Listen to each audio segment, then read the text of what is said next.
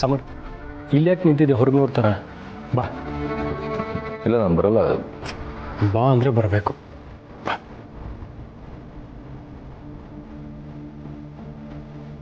ಇವನು ಸಮರ್ಥ ಅಂತ ನನ್ನ ಬ್ರದರ್.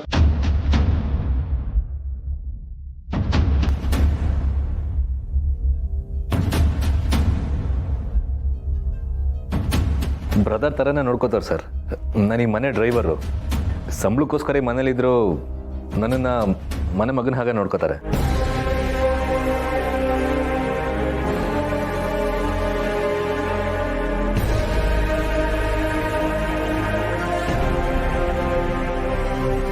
ಯಾಕೆ ಹಾಗಂತೀಯ? ನೀನು ಈ ಮನೆಗೋಸ್ಕರನೇ ದುಡಿತಿರೋದು ಸರ್. ಏನಾದರೂ ಕೆಲಸ ಇದ್ರೆ ಹೇಳಿ, ನಾನು ಮಾಡ್ತೀನಿ. ಆಗ್ಬೇಕಾಗಿರೋ ಶುಭ ಕಾರ್ಯ ಎಲ್ಲ ಆಗಲಿ. ನನ್ನ ಜಾಗ ಏನಿದ್ರು ಮನೆ ಬಾಗಿಲಿಂದ ಆಚೆ.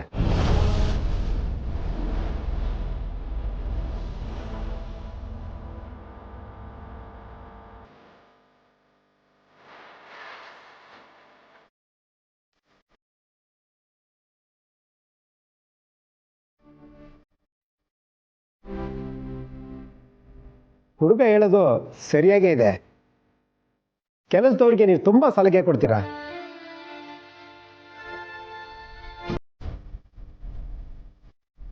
ಸರಿ, ಆಗ್ಬೇಕಾಗಿರೋ ಕಾರ್ಯಗಳನ್ನು ನೋಡೋಣವಾ?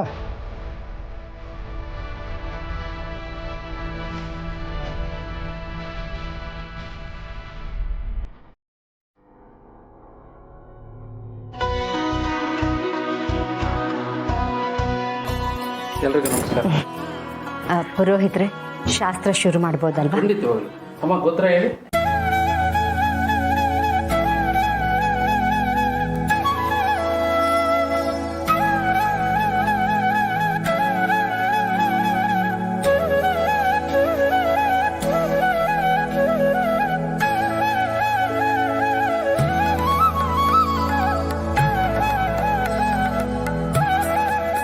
ತಾಂಬೂಲವನ್ನ ಅವ್ರು ಕುಡಿಮ.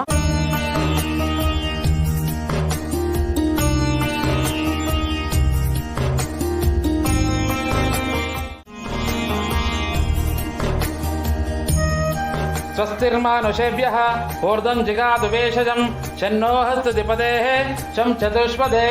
ಓಂ ಶಾಂತಿ ಶಾಂತಿ ಶಾಂತಿ. ಆಗ ಬದಲಾಯಿಸ್ಕೊಳ್ಳಿ.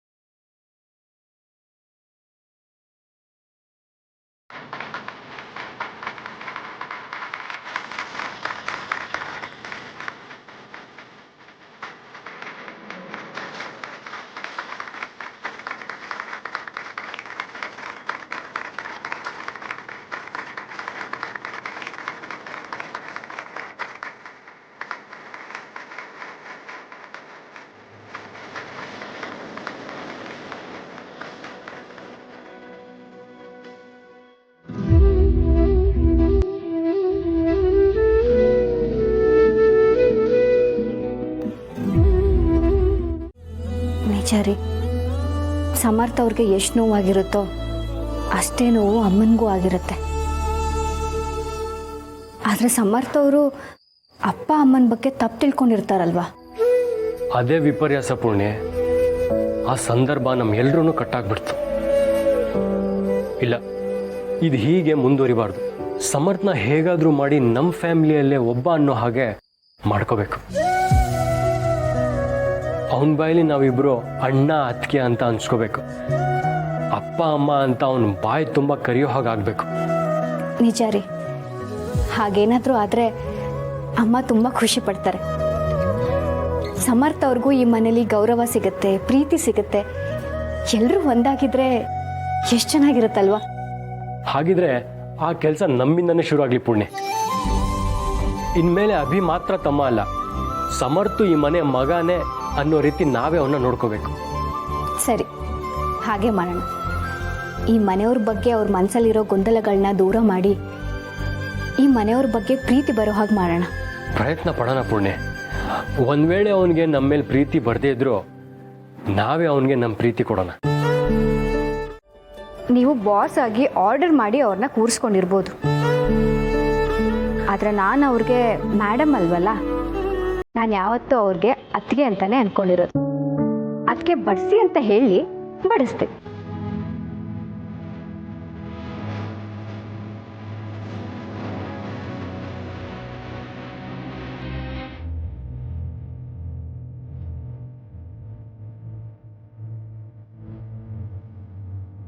ಸರ್, ನನ್ಗೆ ಯಾಕೋ ಹಸಿವಿಲ್ಲ, ಮನೆಗೆ ಹೋಗಿ ಬರಬೇಕು ಅನಿಸ್ತದೆ. ಹೋಗಿ ಬರಲ್ಲ? ಆದರೆ ಕ್ಷಮಿಸಿ ಸರ್, ನಿಮ್ಮ ಮಾತು ಮೀರ್ತಾ ಇದ್ದೀನಿ. ನಮ್ಮ ಮನೆಗೆ ಹೋಗಿ ಬರ್ತೀನಿ. ಪಾಪು ಪಾಪು ಪಾಪು ನಿಂತ್ಕೋ. ಹೋಗ್ಲಿ ಬಿಡಿ ಅಮ್ಮ. ಸಮರ್ಥದು ಒಂದೇ ಸಲ ಬದಲಾಗೋ ವ್ಯಕ್ತಿತ್ವ ಅಲ್ಲ.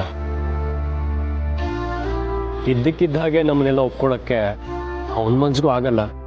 ಅವ್ನು ಸ್ವಲ್ಪ ಟೈಮ್ ಕೊಡೋಣ, ಕಾಯೋಣ.